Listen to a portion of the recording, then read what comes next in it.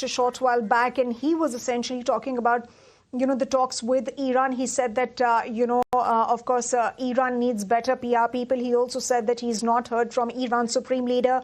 He also was suggesting to reporters when he was talking, he said that, these talks are happening over phone. And the person we are speaking with is not Iran's supreme leader. That is the son of the slain Ayatollah Ali Khamenei. It is not Mujtaba Khamenei. It is essentially what President Donald Trump stated. He also said that Iran would like to make a deal.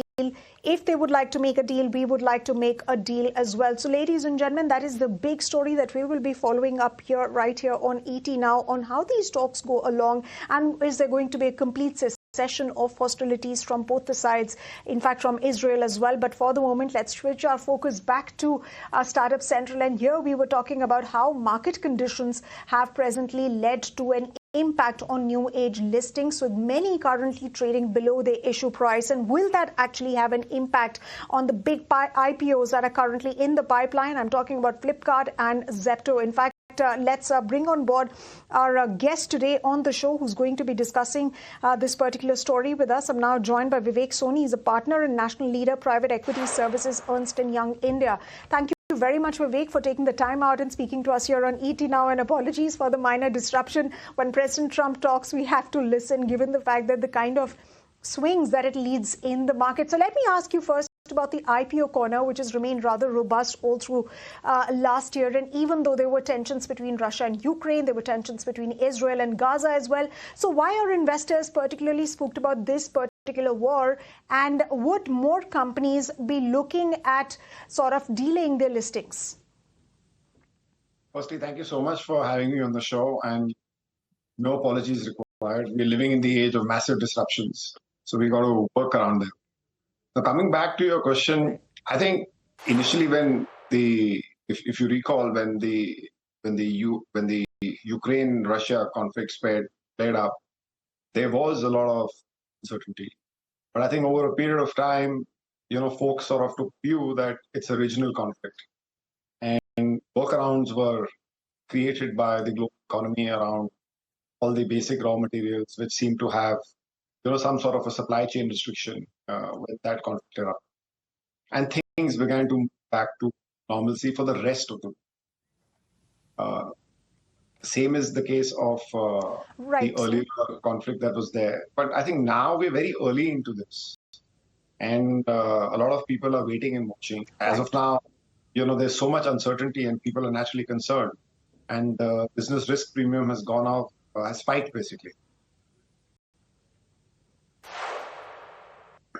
Absolutely. A business risk premium has gone up, and which is why I think investors are spooked, companies are spooked. But Vivek, is this a temporary correction that we're seeing, or a long-term reset in how new age companies are valued? And will the upcoming IPOs price more conservatively as a result of what we've seen, what we are seeing as compared to what happened last year, perhaps, or the year before that?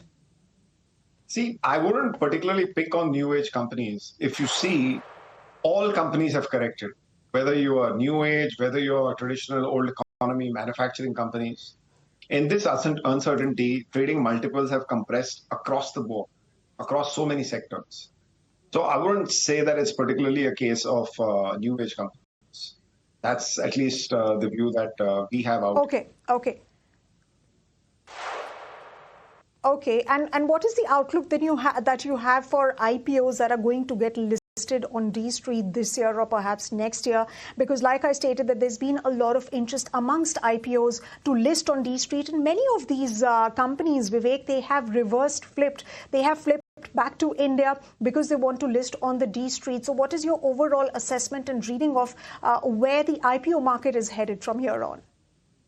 See, at the moment, the window appears to have been shut down because there is just too much volatility, right? And it is not possible for any leading investment bank to be able to price the IPO at valuations which, the issuer would like to.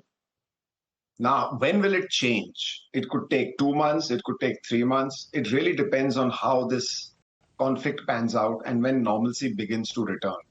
So in my view, all the companies that were looking to hit D Street may have to relook and possibly have already started relooking at their plans.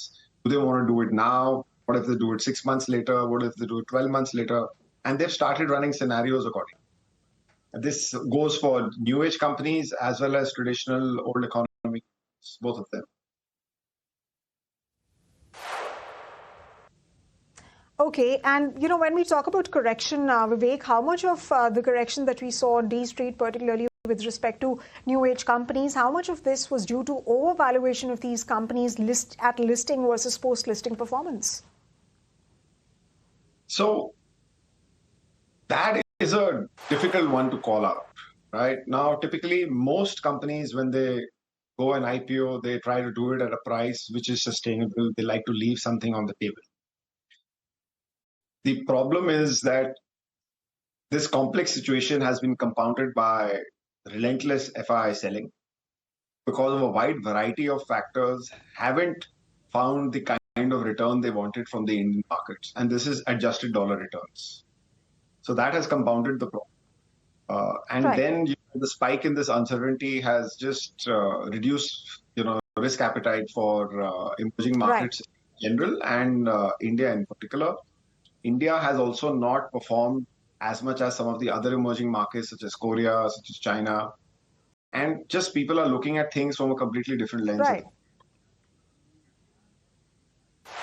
Right. Just one final question, and we have barely 10 to 15 seconds. Which sectors are you betting on, particularly with respect to new age IPOs that are going to hit the D Street?